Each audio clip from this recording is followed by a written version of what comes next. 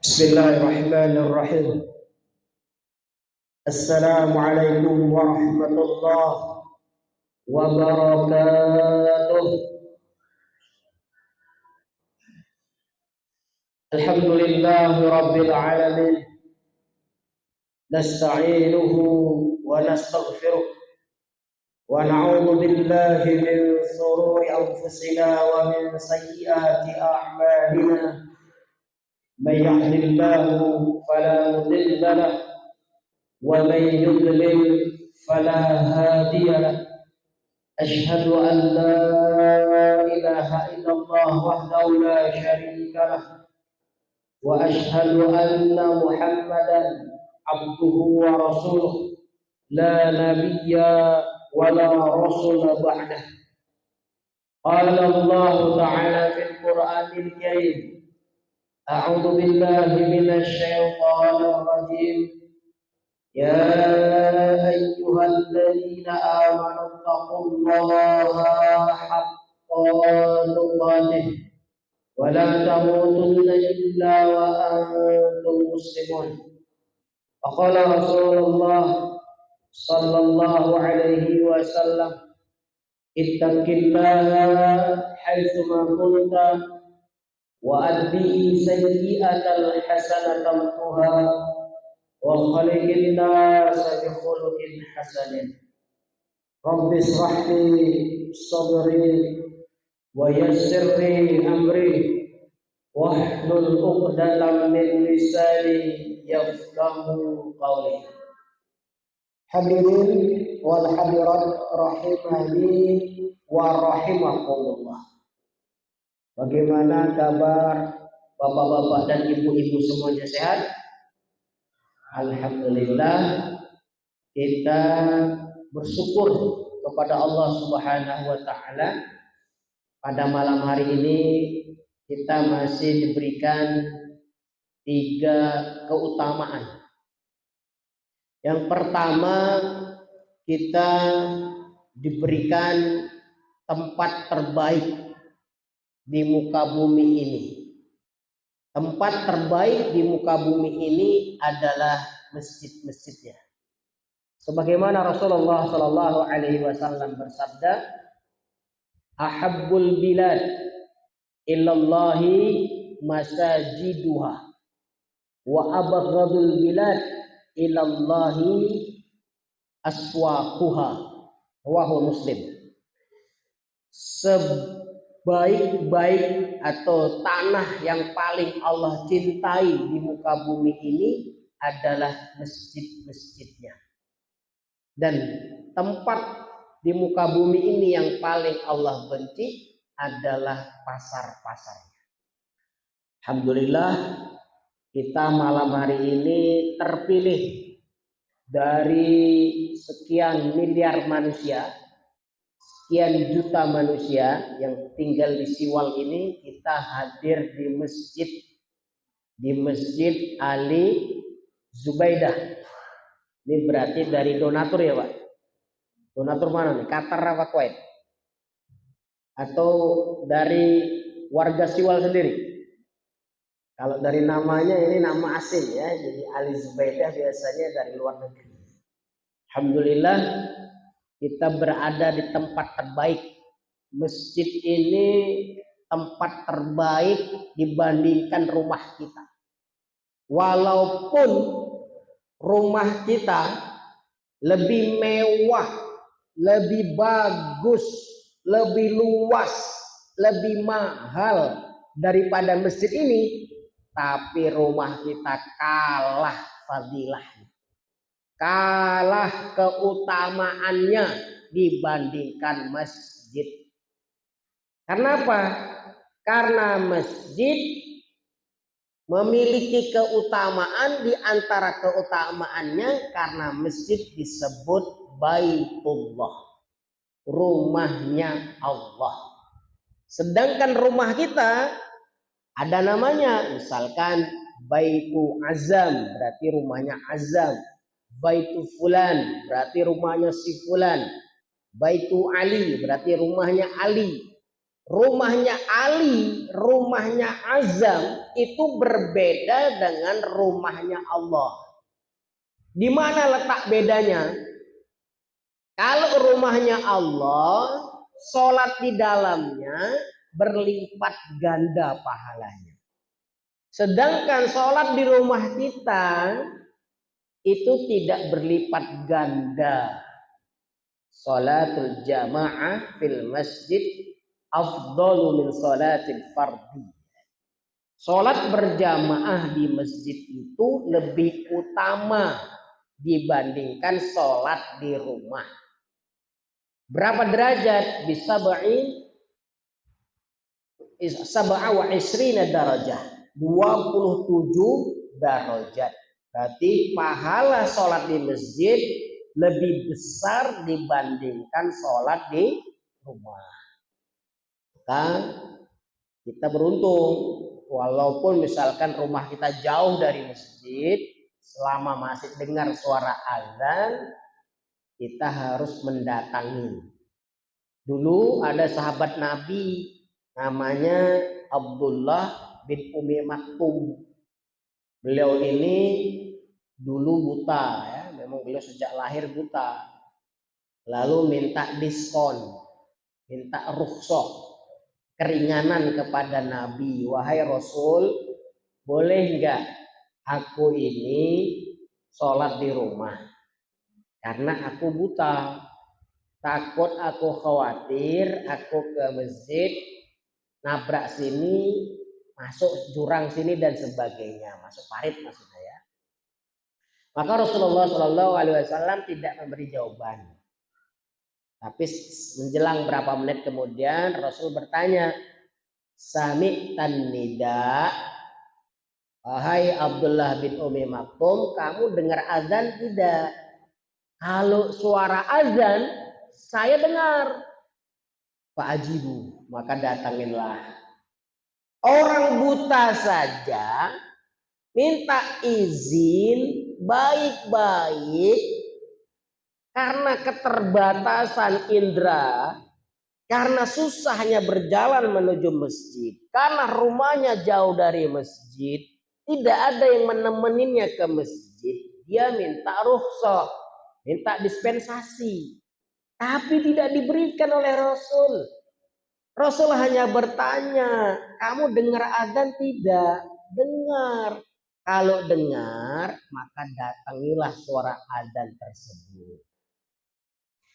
Nih, masjid ini memiliki keutamaan. Ya. Jadi beda rumah kita dengan rumah masjid. Apalagi sama rumahnya Istana Presiden. Dan besok hari dilantik ya. Istana Merdeka dengan Masjid Ali Zubaidah mana lebih kuat Pak? Lebih dahsyat. Lebih dahsyat Masjid Ali Zubaidah dibandingkan dengan IKN mana lebih dahsyat Pak? Kalau biayanya otomatis besar IKN. Tapi keutamaannya dahsyat masjid dimanapun masjid itu berada. Ya, karena masjid dinisbahkan dengan lafzul jalalah. Baitullah, rumahnya Allah, bukan rumah seseorang. Ya, itu yang pertama. Kenapa masjid menjadi yang Allah cintai? Ya. Imam An-Nawawi menjelaskan hadisnya ini setidaknya ada 3 masalah. Yang pertama, kalau di masjid itu kata beliau orientasinya akhirat. Tidak ada orang pergi ke masjid orientasinya dunia. Orang datang ke masjid pasti orientasinya akhirat. Banyak beramal, berzikir, beristighfar, membaca, mengaji, mendengarkan kajian. Orientasinya menyiapkan bekal untuk sesudah kematian. Ada satu kehidupan yang kekal, namanya darul akhirah, alam akhirat.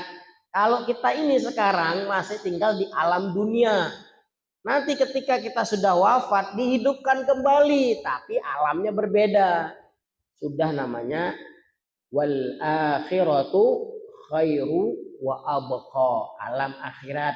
Wal akhiratu khairul laka minal ula. Ya, kata beliau, orang kalau ke masjid orientasinya akhirat. Tapi kalau orang ke pasar, kata beliau, kenapa pasar menjadi tempat yang paling Allah benci? Karena pasar orientasinya dunia.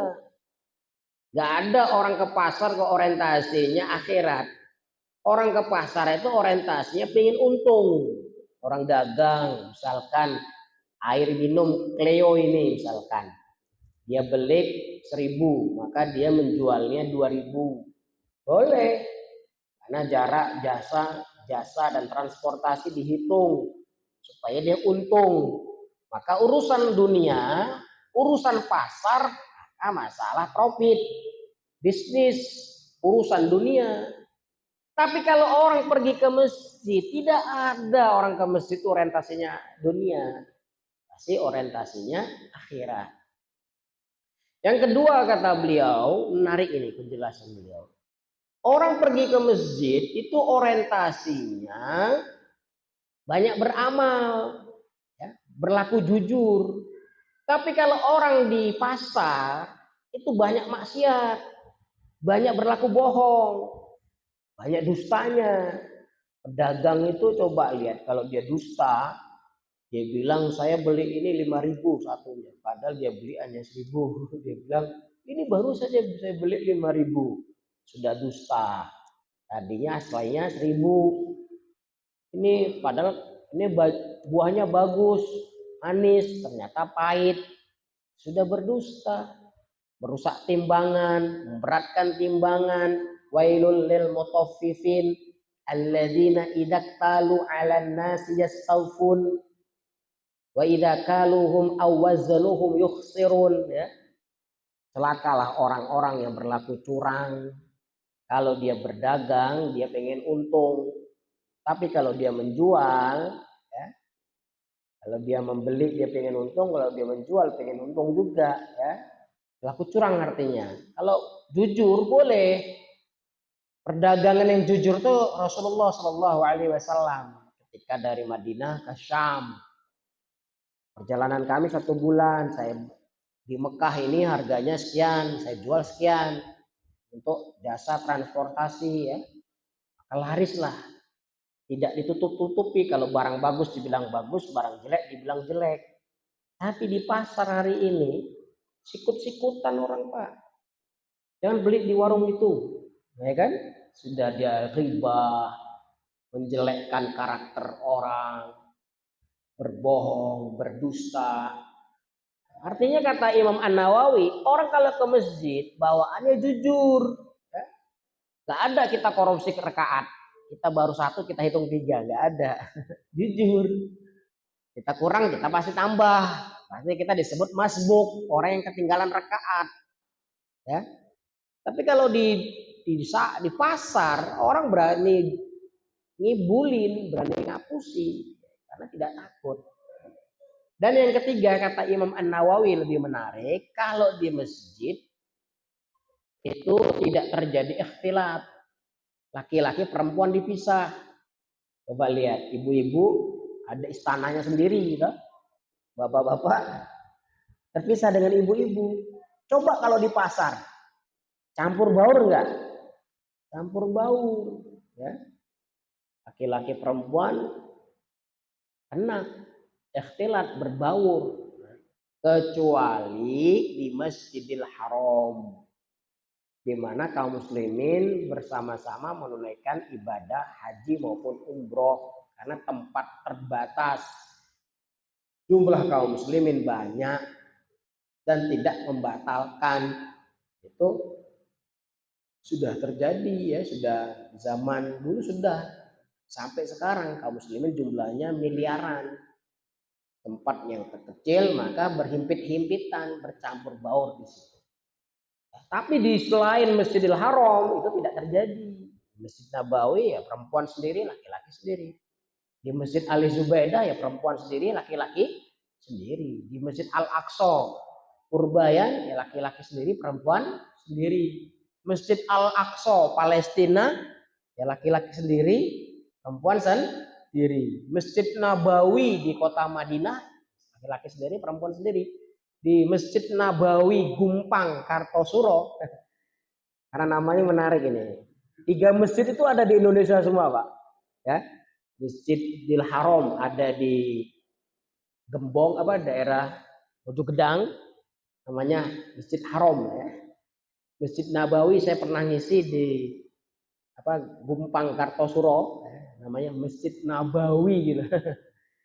Masjid Al-Aqsa yaitu di Purbayan dan di Klaten namanya Masjid Al-Aqsa.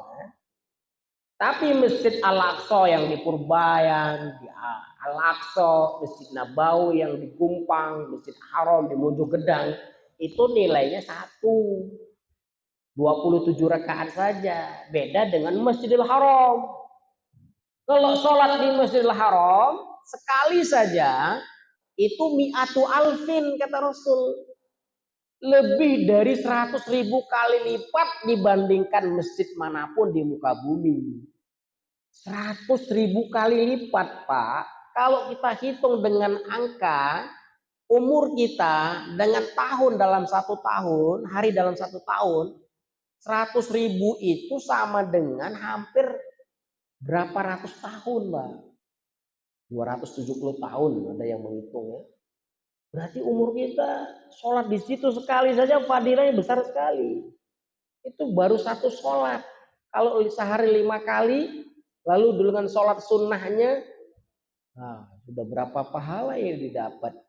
Maka kita perlu namanya akselerasi amal. Perlulah rihal. Rihal itu tamasya, berpergian. Dalam 3 kota, dalam 3 masjid kata Rasul. Masjidil Haram, Masjid Nabawi, Masjid Al-Aqsa. Jangan wisatanya turisnya ke Jepang, Amerika, ke Rusia untuk apa? Ya kalau ke 3 masjid ini sudah, kalau ke 3 negara tadi pengen riset, pengen pengadaan publikasi atau penelitian boleh-boleh saja. Kata Rasul, la tasuddur rihal illa fi salasati masajid. Tidak boleh berpergian kecuali ke 3 masjid ini. Artinya, ke 3 masjid itu memiliki keutamaan. Itu kalau di Masjidil Haram 100.000 kali lipat. Kalau sholat di Masjid Nabawi, masjidnya Nabi di kota Madinah, itu nilainya sama dengan 1.000 kali lipat dibandingkan masjid manapun. Lalu sholat di Masjid Al-Aqsa itu nilainya 500 kali lipat dibandingkan masjid manapun. Jadi kalau Masjid Al-Aqsa Palestina yang hari ini ramai, kita terus mendoakan saudara-saudara kita yang berada di Palestina. Karena di Palestina itu Masjid Al-Aqsa-nya dikuasai Yahudi, dikuasai oleh Zionis Israel. Yang boleh masuk ke masjid itu orang-orang yang dapat SIM-nya saja, surat izin masuk masjid. Itu orang-orang sudah tua-tua, ya. Anak-anak muda nggak boleh masuk. Dan izinnya melalui Israel. Di masjid itu, maka hari ini kita bisa saja ke Palestina karena Palestina itu visanya visa Zionis, Israel, bukan Palestina. Ya, karena masih dikuasai oleh Zionis, banyak yang dilarang di sana. Tapi bagaimanapun kita walaupun tidak bisa ke Palestina, kalaupun bisa itu masih lebih baik di Masjidil Haram dan Masjid Nabawi. Tapi karena kita tinggal di Siwal, kita hanya punya masjid Ali Zubaidah, masih lebih baik dibandingkan sholat di rumah.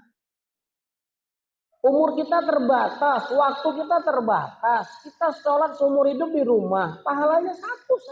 Coba sehari 5 kali sholat. Subuh, duhur, asar, maghrib, isya. Sehari dapat 5 kali pahalanya.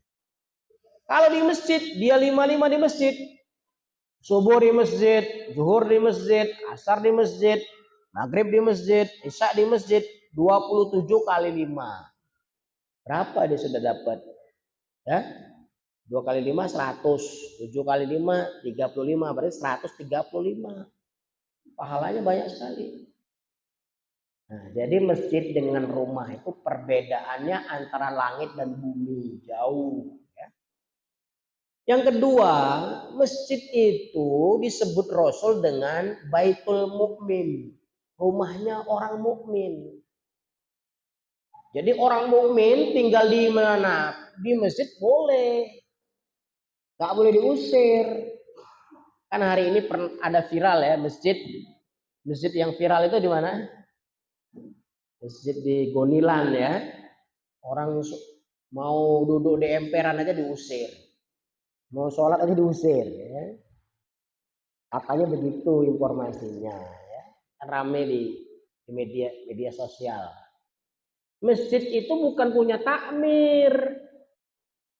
Masjid itu bukan pribadi. Masjid itu kata Rasul Baitul Mukmin, punyanya orang mukmin. Karena pahalanya surga orang yang bangun masjid. Man bana masjidan banallahu baitan fil jannah. Barang siapa yang bangun masjid karena Allah, maka dia akan dibangunkan rumah di surga. Ya. Jadi rumah ini, kalau masjid yang terbaik hari ini, ikonnya adalah Masjid Joko Karyan. Itu masjid terbaik saat ini. Dan semisalnya cukup banyak yang menginduk seperti Joko Karyan. Masjid yang mengerti masalah umat. Jadi masjid itu kayak universitas, kayak kerajaan, kayak republik sendiri. Itu Joko Karyan. Ada jamaahnya nggak mampu, nggak punya beras, masjid kasih beras. Ada jamaahnya punya hutang, masjid yang bayarin hutang. Ada jamaahnya nggak bisa ngaji, masjid ngirim guru ngaji. Ada yang hilang sandalnya, diganti baru. Motornya hilang, ditukar sing anyar. Wah enak toh Pak. Kalau di Ali Zubaida hilang sandal, digentos ora Pak? Hah? Belum digentos. Loh, untuk apa uang infaknya Pak? Uang infaknya ratusan juta. Masa ganti uang 50.000 saja nggak mau? Itu uang bukan uang kita, itu uang masjid. Artinya untuk operasional masjid, untuk apapun berkaitan dengan masjid, berarti untuk jamaahnya boleh. Seperti mengumrohkan. Coba lihat banyak masjid sekarang udah visi misinya mengumrohkan yang tua-tua. Dicek sini yang paling tua siapa yang belum pernah umroh, diumrohkan. Itu masjid Miftahul Jannah di Kodran. Itu bagus programnya mengumrohkan. Masjid Baitur Rahman di Ngruki itu mengumrohkan orang setiap tahun 2. Dari mana? Dari tabungan tadi infak itu. Ternyata orang semakin senang berinfak karena apa? Pahalanya mengumrohkan orang. Bukan hanya dia untuk bangunan, ganti kipas, ganti keset, bukan itu saja. Jadi dananya berputar hidup. Menyekolahkan mahasiswa, beasiswa, membangun. Wah Masya Allah Joko Karyan itu sungguh luar biasa. Ada tukang gojek, tukang ini dikasih makan, dikasih minum, makan gratis, minum gratis, sediakan wifi. Wah ini luar biasa. Jadi semua orang cinta ke masjid. Lalu kalau masjidnya nggak ada wifi, akhirnya anak-anak kemana? Ke diskotik, ke mall yang ada wifi-nya, bener nggak? Orang nggak mau ke masjid. Masjidnya nggak ada air minum. Nah, alhamdulillah ini ada air minum, ada snack ya. Kalau masjid-masjid yang sudah mapan itu kan ada menteri-menterinya Pak. Jadi bagiannya tuh imamnya sekian gajinya, adzannya, muadzinnya sekian, marbotnya sekian. Itu jelas. Jadi dia kerja betulan. Masjid Al-Falah Seragen. Itu saya dapat ilmu juga dari takmirnya itu. Karena beliau bilang Masjid Al-Falah Seragen itu dari 0 rupiah. Sekarang miliaran rupiah. Sampai susah menghabiskan uang. Infaknya sampai susah menghabiskannya Pak. Kalau sini sudah 1 miliar belum infaknya?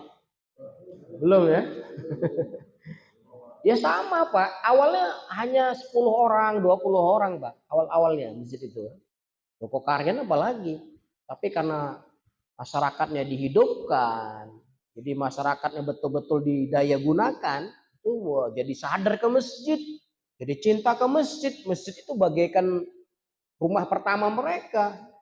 Masjid bangun losmen, ada musafir ingin nginep gak usah di hotel, di masjid sediakan losmen, murah biayanya, ya di bawah harga hotel, bahkan kalau hanya sehari gratis, nggak mampu bahkan gratis, ya.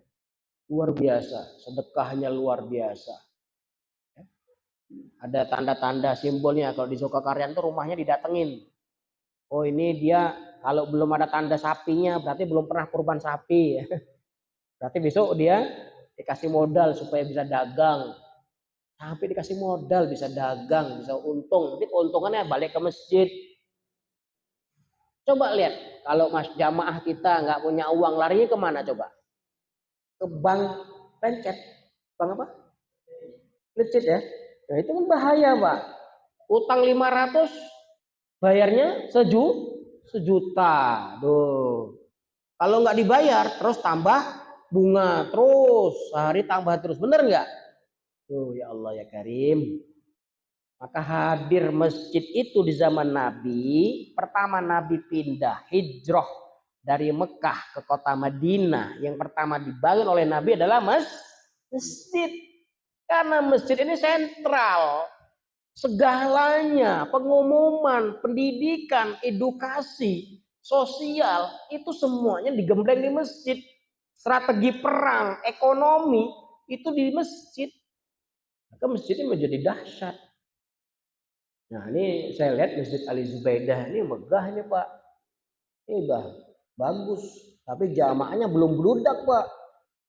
Jamaah maghribnya belum seperti sholat Jumat. Kalau sholat Jumat bludak enggak? Penuh. Tapi kalau sholat maghrib sepi. Subuh lebih sepi. Kata orang Yahudi ya, kata orang Yahudi Israel.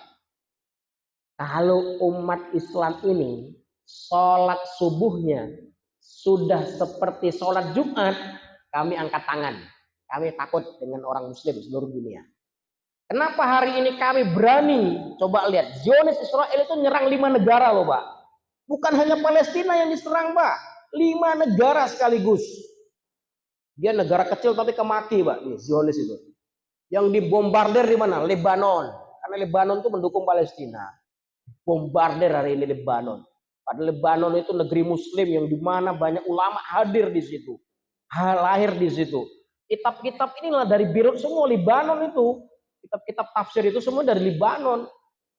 Dibombardir hari ini Pak sama Israel, Zionis.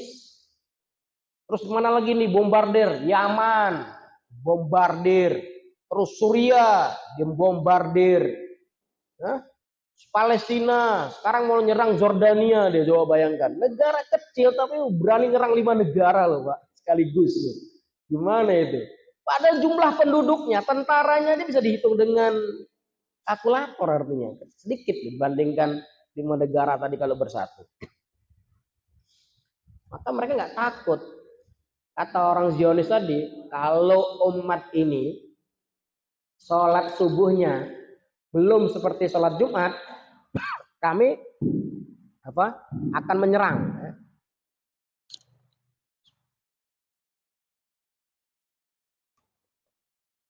Tapi kalau sholat subuhnya sudah seperti sholat Jumat, kami takut. Kami angkat tangan. Kapan Pak sholat subuh kita seperti sholat Jumat? Antrian panjang semua. Habis subuh makan bersama barokah. Subuh barokah. Kalau ini penuh dengan parkiran mobil, parkiran motor, Pak.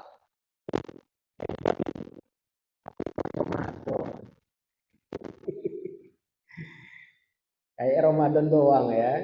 Ya Allah ya Karim. Padahal sholat di masjid pahalanya besar.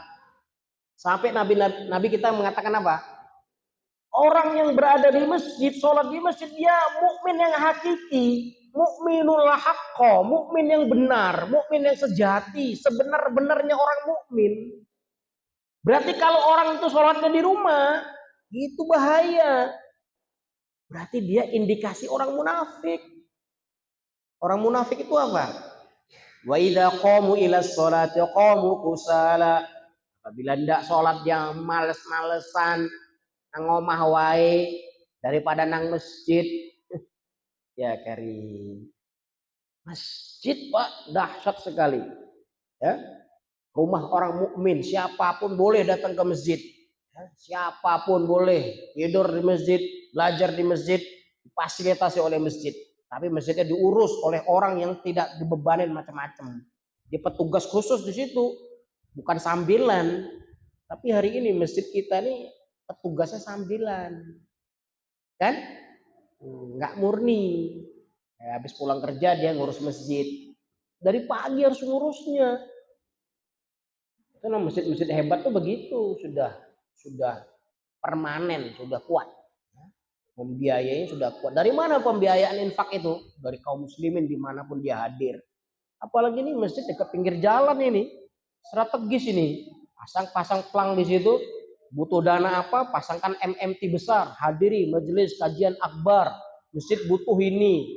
Semua dana infak untuk fakir dan miskin, siapapun boleh datang ke masjid. Wah, itu laris, Pak.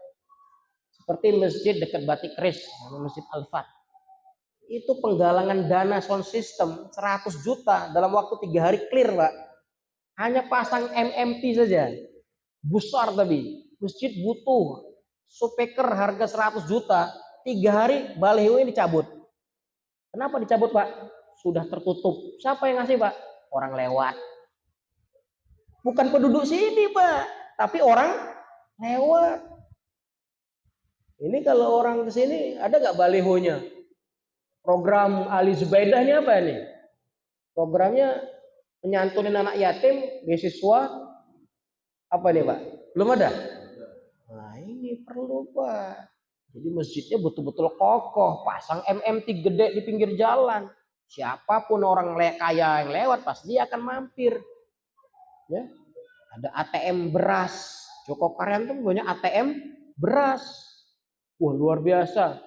Gak punya beras tinggal pencet keluar 1 kilo buat makan sehari. Besok lagi habis, pasang lagi ATM-nya keluar lagi berasnya. Wah luar biasa. Ini ATM beras ada nggak? Belum punya ya. Kota infaknya mana sini? Kota infaknya seperti kuburan bukan? Kota infaknya kayak orang peti kuburan Pak. Jadi kita mau masukkan tuh ingat mati. Ini harta yang kita simpan sebenarnya tuh yang kita infakkan. Akhirnya orang berduyun-duyun berinfak itu. Kalau Joko Karyan sendiri, rakyatnya kan masyarakatnya orang-orang nggak mampu, Pak. Itu kok bisa hartanya miliaran, orang lewat karena masang baliho besar. Ya. Ternyata orang berbondong-bondong lalu disiarkan oleh media. Ini bagus ini, siaran online ini, Pak. Followernya 1 juta, duyung-duyung nanti wartawan datang ke Ali Zubaidah ini. Masya Allah. Oh nanti masjidnya kurang soft ini Pak, kurang lebar ini. 5 tahun lagi udah bongkar lagi masjid ini, 10 tingkat. Saking penuhnya jamaah Pak. Nah, coba lihat ke Masjidil Haram, semakin lebar, semakin lebar. Sekarang pembangunan lagi Masjidil Haram tuh, semakin dilebarkan lagi sebelah timurnya. Wah, saya kan baru pulang umroh saya kemarin saya merasakan sholat di paling timur. Saya pengen tahu saja. Ternyata masya Allah itu tingkat 5 lagi, semakin ke timur lagi. Bagus banget masjidnya. Masih proses pembangunan lagi. Masjid Nabawi yang sebelah selatannya itu, wah semakin masya Allah. Sebelah utaranya itu ya, di selatannya betul dilebarkan lagi, luar biasa.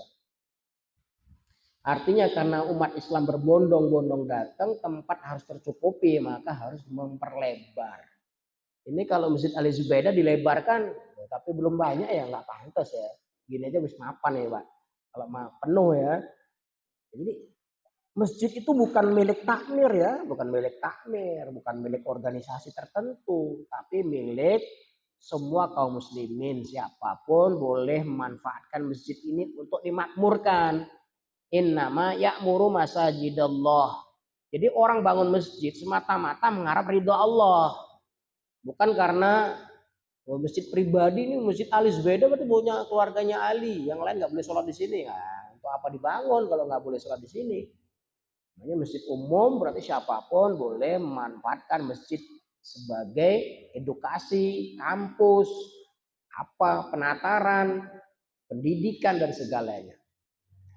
Yang ketiga, kata Rasul, masjid itu orang yang sholat di masjid mendapatkan naungan, Pak. Yang tidak ada naungan kecuali hanya naungannya Allah saja. Sab'atun yudilluhumullah bidilli lauma yadilla illa zilluh. Di antaranya adalah rajulun mu'allaqun qalbuhu fil masajid. Seseorang yang hatinya terikat dengan masjid. Sudah ada deh. Pas ada. Jadi hatinya tercantol dengan masjid, Pak. Jadi 5 waktu di masjid. Kalau bukan kita yang menghidupkan masjid, siapa lagi, Pak? Ini saya lihat anak mudanya nggak ada ini, Pak. Iya, warga sepuh-sepuh ya. Nanti yang sepuh-sepuhnya sudah masuk kubur, habis, Pak. Saya punya pengalaman di seberang Sumatera. Saya karena orang Sumatera, Pak. Saya orang Aceh. Itu masjidnya tutup hari ini, Pak. Masjidnya besar banget, tapi tutup hari ini, Pak. Dulu waktu yang bangun itu orang-orang tua, usianya sudah 60 semua. Giliran yang 60 itu meninggal semua, sudah habis masanya. Saya datang ke masjid itu tidak ada orang lagi, Pak. Belas nggak ada. Masjid ditutup. Ya Allah, sedih gitu, Pak. Besar tapi ditutup karena nggak ada anak kecil. Alhamdulillah ini masih ada anak kecil ya. Walaupun lari-lari sini nggak apa-apa, Pak. Anak kecil ini yang generasi kelak dia nanti pengganti kita. Ya, intinya sholatlah ke masjid karena masjid tempat segala kebaikan. Langkah kaki kita yang kanan mengangkat derajat, yang kiri menghapuskan dosa. Orang yang sholat di masjid dapat naungan. Orang yang di masjid disebut orang mukmin sejati. Orang yang sholat di masjid dilindungin dari segala macam bencana, Pak. Itu bencana tsunami, orang lari kemana, Pak? Masjid. Gempa, longsor, likuifaksi, orang lari kemana, Pak? Ke masjid. Masjid ini aman dari segala macam bencana. Wallahu a'lam bishawab. Ini saja mungkin awal tazkirah kami. Kami memang sengaja membahas masjid karena kami melihat kok jamaahnya belum maksimal. Semoga satu saat Masjid Ali Zubaidah sholat maghribnya seperti sholat Jumat. Wow, amin Allahumma amin. Baik, kita tutup dengan doa kafaratul majlis. Subhanaka Allahumma wa bihamdika asyhadu an la ilaha illa anta astaghfiruka wa atubu ilaik. Assalamualaikum warahmatullahi wabarakatuh.